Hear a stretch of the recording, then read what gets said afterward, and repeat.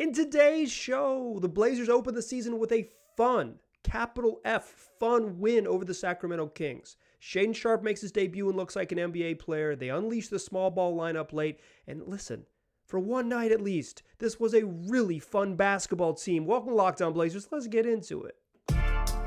You are Locked On Trailblazers, your daily Portland Trailblazers podcast. Part of the Locked On Podcast Network, your team every day.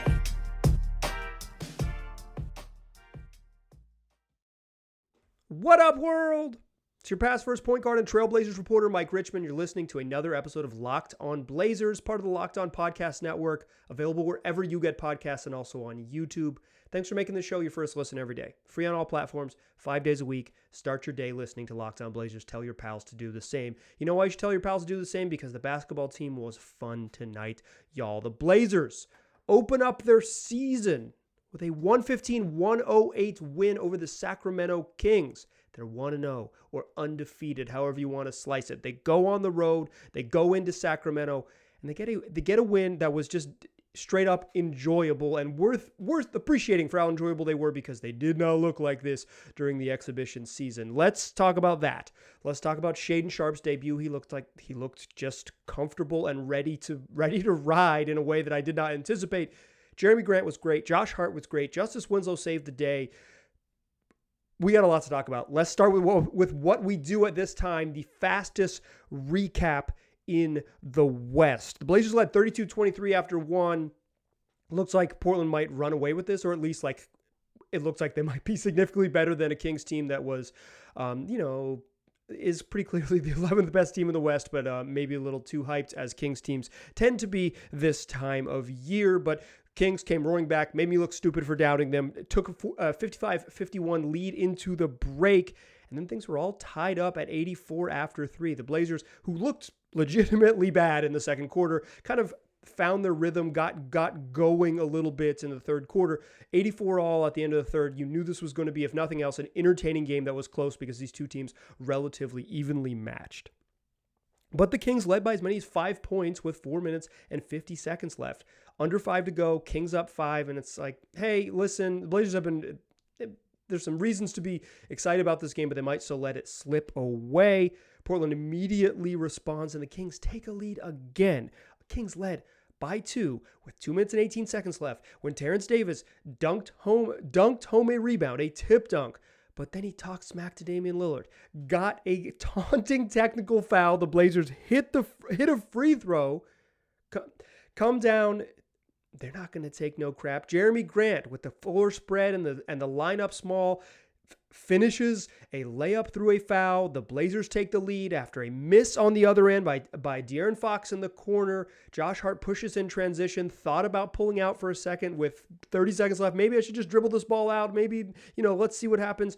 Nah, Josh Hart hates it. Dribbles all the way to the rack. 1 on 3 break, reverse layup and one. Blazers take the lead. That's your ball game. Portland holds on from there after Josh Hart gave him a 5-point edge, and the Blazers win 115-108. That's your fastest recap in the West. Look, this was just like a straight up wonderful, entertaining basketball game. The Blazers were not perfect, but they were better than they've been, and they showed us a lot of things. I want to talk about Shaedon Sharpe. Without a doubt, I want to talk about Shaedon Sharpe. But first, I want to unveil a new segment on the program. It is the Shania Twain Impress Me Much performance of the night. Take it away, Shania. That don't impress me much. Look, Shania Twain might not be impressed, but I am with Josh Hart. He was fantastic in this game. 19.7 boards, 5 assists, 8 of 11 from the floor, did not attempt a three-pointer, made all 3 of his free throws.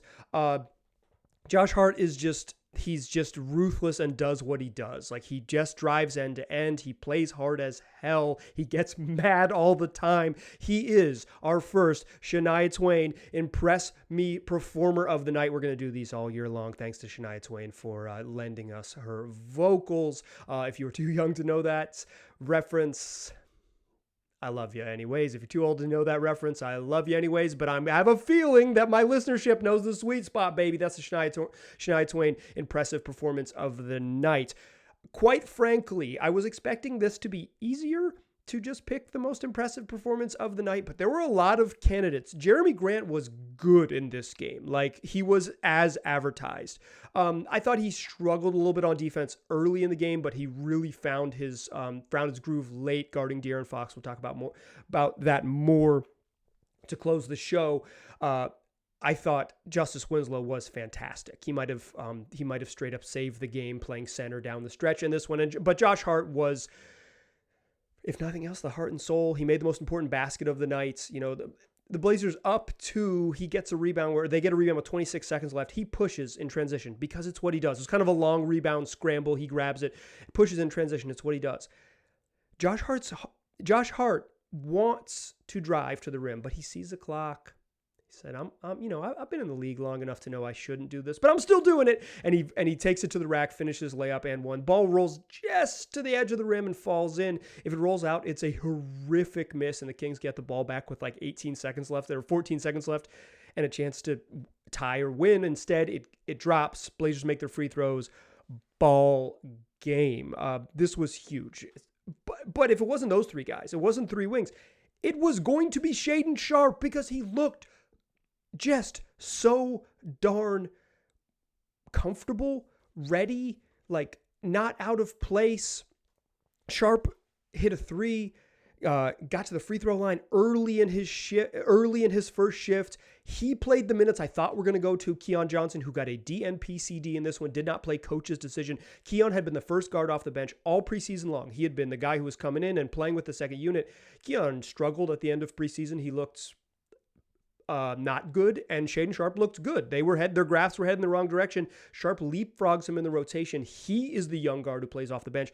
Portland only played 9 guys tonight: Justise Winslow, Drew Eubanks, Nazir Little, and Sharpe off the bench. And Naz didn't even play that much. He played 10 minutes. So it's like kind of an 8+ night, and the 8th guy was Shaedon Sharpe, and he just, in his first 9 minutes, he's on an NBA court, he scores 9 points.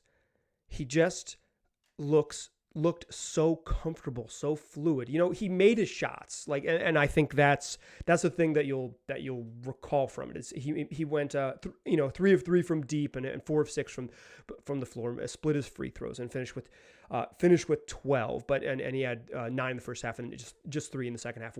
Did not have nearly as impressive a second shift, but he still scored. Like, he still makes a shot. That's why you're in the game, right? The biggest compliment you can pay to him is he's 19 years old. Still a long way to go. There's a couple times on defense where he went for a steal that he shouldn't have or got out of position, rotating just a little too far. Sure, whatever. The Blazers weren't very good on defense in this game until they absolutely had to be down the stretch. But Sharpe looked fine. And that's the biggest compliment I can pay him. He didn't look like a 19-year-old. He didn't look like a rookie. He looked like an NBA rotation player in game 1, night 1. It's like, yeah, this dude can play. He can be fine. I have no worries about him. He can, if he builds on this, like, he's going to have nights that are worse. It's like how progress works in the league. It's like just non-linear, right? Like, the graphs bounce all up and down, but like, night 1, he's just so comfortable and ready and fluid. The jumper looks so smooth. He has the athleticism to get himself to the rim. As he gets more comfortable, he'll be able to be even better at it. And his ability to work the baseline, like, he's playing a lot in the corner off the ball, right? His ability to work the baseline and get buckets, really impressive. Had one where he scored, had 2 where he was wide open, they just didn't see him. One where he's just wide open, read the cut perfectly, sitting in the dunker spot right there on the baseline, and every time he just didn't find him, like, just didn't see him. He knows how to play basketball, which is a pretty, at least he knows how to play offense at a really high level. Like, that's a pretty big compliment for a guy who didn't look like that. Like, he did not look like that early in the preseason. He looked like a dude who was just absolutely still figuring it out.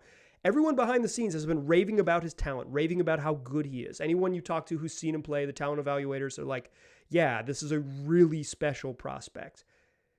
But there was part of me, to be honest, like, I believe pretty earnestly that it was going to take him a while to get going, and I said as much in this podcast. He he didn't need time to get going. He just was so comfortable and fluid, and he fit into the plan. They weren't squeezing him in there and make him play. Like, I would argue he was the Blazers' 6th best player tonight at 19 in game 1. That is more than I could have possibly asked for him. To score double figures and look good doing it, to play at the level and the pace that he did, and to not look sped up, not look out of place, not look like a teenager trying to play in the league. What more could you want? Shout out to Shaedon Sharpe. Would have been the Impress Me Much Performer of the Night. Would have won our first Impress Me Much Performer of the Night award, but it had to go to Josh Hart because he was a dog. He was so great. And that group won the game for the Blazers. I want to talk about that group. The Blazers went small because it made the most sense, but they went small because they had to, because Nurk stunk in this game. Jusuf Nurkic struggled. Let's talk about his struggles and why that necessitated the Blazers do what they did down the stretch of this game. But first, let me tell you about BetOnline, the fastest and easiest way to bet on all of your sports action. The Blazers were dogs in this game. They were underdogs at tip-off on BetOnline, -3. The Kings were a -3 favorite. You could have got the Blazers and the points and won some money if you had gone to BetOnline prior to this one. You can live bet during the games too. You can place futures bets on folks to win awards. You want to bet on Shaedon Sharpe to win Rookie of the Year? There's a futures bet on BetOnline right now. That's pretty juicy, plus 4,400 during the game. It probably got worse odds now by the time you're listening to this, but like, if you want to win some money, go to BetOnline. If you want to have fun gambling on sports, go to BetOnline. Doesn't have to be basketball. It can be whatever it is. You're going to find it. BetOnline.net. Go take advantage today. That's BetOnline, where the game starts. All right. Shaedon Sharpe was great. Josh Hart was great. Jerami Grant was excellent. Justise Winslow saved the game. There's some people who weren't very good. I want to talk about them a little bit here. Let's just get the Damian Lillard stuff out of the way here. I thought Damian Lillard looked bad in this game, but let me keep it a buck 85 for you.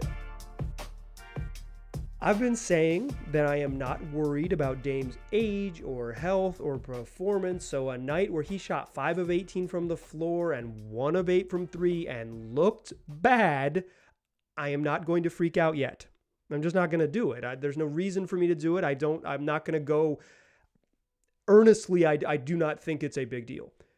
However, I am raising a single eyebrow. If I could do the one eyebrow thing, I would raise a single eyebrow.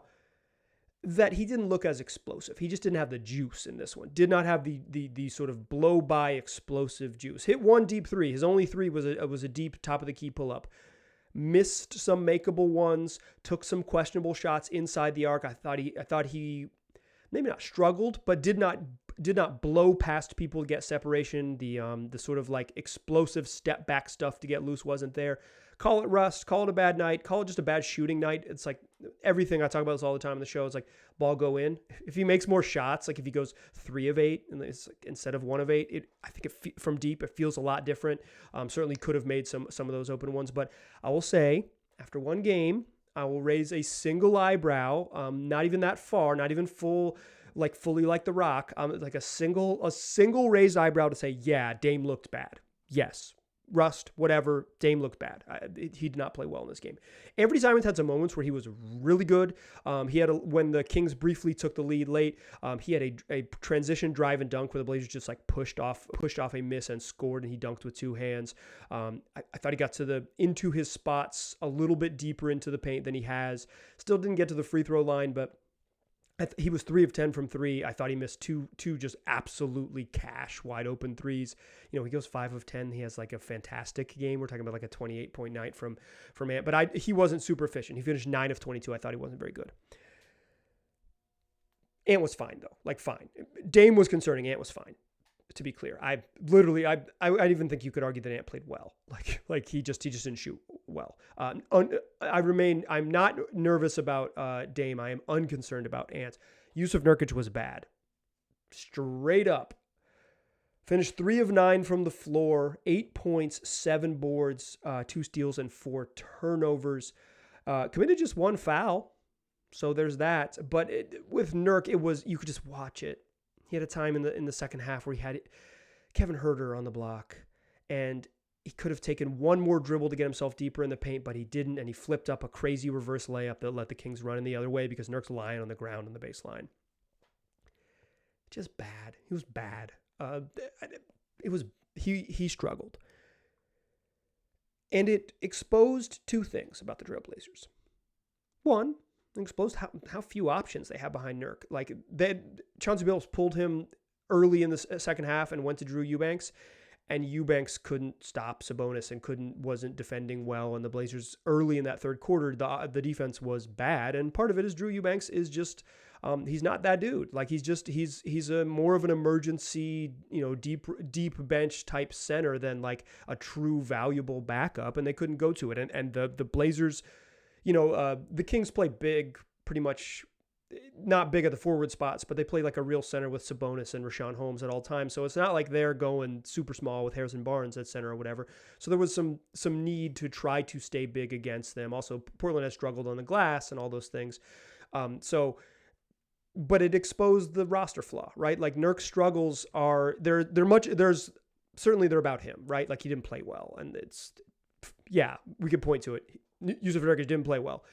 But there's going to be nights when he doesn't play well, and there's not another place to go because they just don't have it on the roster. Until they did. With 5 minutes and 55 seconds in this game, the Jusuf Nurkic subbed out. The Blazers are down 3. And Chauncey Billups went to a small ball lineup of Damian Lillard, Anthony Simons, Josh Hart, Justise Winslow, and Jerami Grant. And it saved the damn game, and they won because of it. The small ball lineup saved the dang game, and it won because of it. They have been telling us all offseason, since freaking Summer League, that they are going to be comfortable with playing Justise Winslow and Jerami Grant at center. Trendon Watford did not play in this game because of a hip flexor. I think we would have seen Trendon Watford ahead of Eubanks if need be, because Watford is not a good defensive player, but at least he has a little more stuff on offense with handoffs and some touch. Eubanks is a pick and roll, downhill. He plays hard, but he just limited offensive range and is not much of a defender. Like, he's struggled a little bit, and he has some limitations. And at least Trendon Watford gives you some more funky stuff. I think he would have played real minutes if they had a chance, but they didn't have that, so they went to this small lineup, and the small lineup was great. They've been telling us all year that they're going to go small, or all summer they're going to go small. Game 1, night 1, final 6 minutes, they closed the game with Nurk on the bench. Kudos to Chauncey Billups. The thing I talk about all the time on this podcast is that the most important thing that a coach does is decide who plays and when. Chauncey Billups played his 5 best dudes at the end of the game to win a game. Respect. I want to talk more about what we saw from that small lineup because I think there's some X's and O's stuff that are important and will be meaningful. Join me in the third segment. We will talk all about it. Still a pass first point guard. I'm still Mike Richmond. You are still listening to Locked On Blazers. Blazers go small. And it worked. It worked for several reasons. One, the Kings didn't attack it very well. They did what I call the Boban. And the Boban Marjanovic is 7'4", and when he gets in the game, for every team he's played for, teams are obsessed with how much bigger he is than the person guarding him, and they force feed Boban in spots where he can't get an advantage. And so then your offense gets abandoned because you're getting Boban. You just like, okay, we got to get him the ball. Look how much he's so much taller than that dude. He's 6 inches taller than that. We got to get him the ball. The Kings got Boban. Justise Winslow was guarding Domantas Sabonis, and the Kings were obsessed with getting him the ball in the post and trying to let him go to work on the left block. Blazers did 2 things. One, they pressured the ball better with the small ball group, and that prevented the Kings from getting it into Sabonis early. And 2, a straight post up is way easier to guard than other actions. Put him in pick and rolls. Take advantage of little backside help. Like, if the low man trying to help on the backside is Ant or Dame, you're going to have much more success throwing to Domantas Sabonis on a pick and roll. But they didn't do that. They tried to post him up. And here's the thing. Justise Winslow is strong as hell. So when they threw it to him, Justise Winslow stood him up. And Domantas Sabonis does not trust his right hand. So he was going to try to shoot a left-handed hook no matter how deep he got into the paint. And you know who knew that? Justise Winslow, who is a very intelligent defender. Strong as hell and smart. That's a pretty good combo. They got Boban. Their offense got too simple and too stupid. They kept throwing it into Sabonis. It didn't work. Then they had to have late clock bailouts, and like late in the game when it mattered, like they missed a couple shots. De'Aaron Fox was great in this game for the Kings. He finished with 33 points and hit 5 of 9 threes, but he turned the ball over. How many times? I'm misreading it here. He turned the ball over 8 times. Like this was not the ideal Fox end of the game. He was really good, really, really good until the final 5 minutes, but he missed a crucial 3 late as well. The small ball lineup worked for that reason, the Boban reason, and how just strong Justise Winslow is. Against certain centers, particularly centers that refuse to use one of their hands, that'll work. The other thing is, because the Kings don't have a big wing super creator, like they don't put someone out there who's like this big, scary apex wing who Jerami Grant has to guard, they could put Jerami Grant on De'Aaron Fox, and that was huge down the stretch. So this is what it looks like. The Kings come down, and the Blazers' tallest player, like you could argue that Jerami Grant was playing center, not Justise Winslow, but Winslow was guarding their center, so I'm going to call him the center in this lineup. Small, regardless. But you could put length on De'Aaron Fox. De'Aaron Fox killing the Blazers, right? Like he has 33 at this point, or 30-something at this point. He has scored a couple late. But, 6 minutes ago, he's got almost 30 points.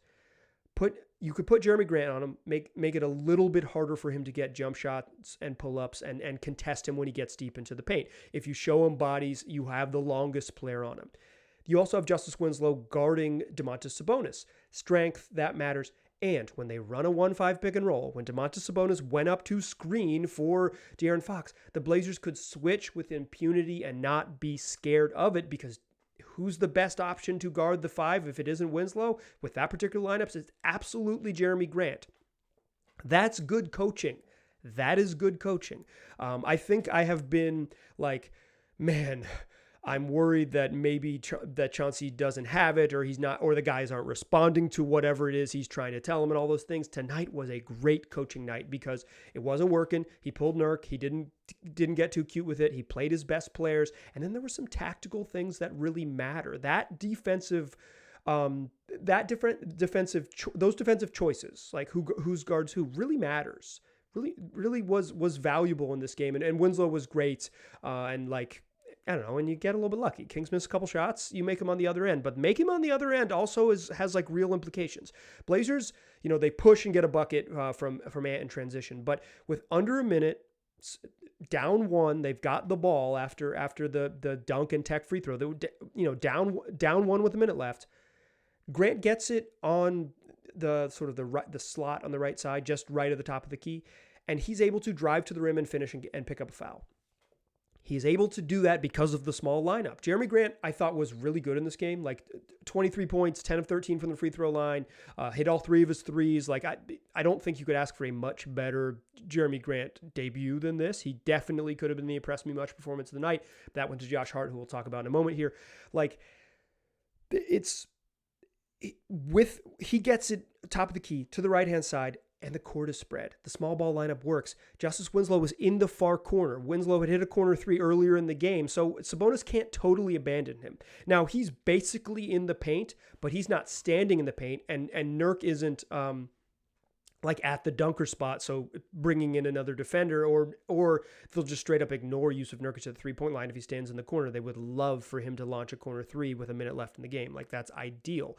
Winslow can not only shoot, but he can attack a closeout. He can pass. He can, like, he had actually set up Dame for a really nice dribble handoff situation where he caught it in the post, dribbled out to him, and Dame shot an air ball. He's just he was on this particular night a little bit scarier than Nurk. So Sabonis is a half step out of the paint. Grant drives, gets the foul, and they take the lead. They had the lead for good at that point, but the small ball lineup worked on defense, spreads the court on offense. When they went small earlier, they didn't go to this exact lineup. They had gone a centerless lineup earlier in the game with Justise Winslow playing the 5 while Grant sat in the third quarter. And that's when Anthony Simons looked his best. Court spread, run a high pick and roll, or just be able to beat your man with more space on the court. It just looked good. So that's night 1 in Sacramento, a nice win. I don't think the Kings are a very good team, but I think this game was fun as heck. Fun as heck. And I want to say a couple things here. I don't think it makes sense to take like a victory lap after beating the 11th best team in the West in game 1 of the NBA season. But if you can't enjoy this moment, you're doing it wrong. This is a hold on to your joy moment to the absolute max. The Blazers were, if nothing else, very fun. Shaedon Sharpe, very fun. Jerami Grant, very fun. Justise Winslow, very fun. And Josh Hart was so darn fun. When the Blazers were struggling, you know who was just playing his absolute heart out? Josh Hart. You know who was slapping rebounds away to spring fast breaks? Josh Hart. You know who was trying to take charges, or if nothing else, getting in the way and being as aggressive as he could on defense? Josh Hart. Late in the game, Josh Hart contests a three-pointer from the corner that they called a 2, but it was Hurt was trying to shoot a 3 and stepped on the line. And Josh Hart goes to the bench and he goes, how the F did he hit that? I saw it on the broadcast. Like, how the F did he do that? Josh Hart is fun as hell. He is going to get up in your shirt. And then he's going to be like, he can't believe he bleeping made that. Because Hart has just a absolute intense belief in himself. If you can't enjoy that, can't enjoy these moments, you're doing it wrong. Hold on to your joy. Josh Hart was a reason to be joyful. Shaedon Sharpe was a reason to be joyful. The small lineup was a reason to be joyful. This was a fun game. Blazers played the Suns on Friday evening, and we'll talk about that one on Monday's show. The Blazers are also going to play the Lakers before they play 2 more games before the way the broadcast schedule is going to work for this show. So we'll have 2 to talk about by the time we talk on Monday's show. But hold on to your joy. Hold on to it. This was fun. And you got to during the NBA season to say, that game was fun as heck. I'm going to enjoy that game. Even if you think, Dame didn't look good, Nurk doesn't look good. Throw that out for now. Or at least put it to the side and hold on. Cling as tightly to you as you can to the fun moments in life. That's what we need here. Hold tightly to your joy. This game was a ton of fun. That's going to do it for today's show. Come back. We got more shows this week. You're listening to Thursday, October 20th show. Friday's show, we'll talk about the Suns matchup. We'll talk more about what we learned from this game as we move forward. Maybe we'll celebrate Shaedon Sharpe some more because he was really fun. Fun. It's the word of the night. Appreciate you listening. Tell your friends about this podcast. It's available wherever they get podcasts and also on YouTube. Make it your first listen every day. Make your second listen Locked on NBA, the overarching NBA show. You can get caught up on everything. Or check out Locked on Today's Sports, or Locked on Sports Today.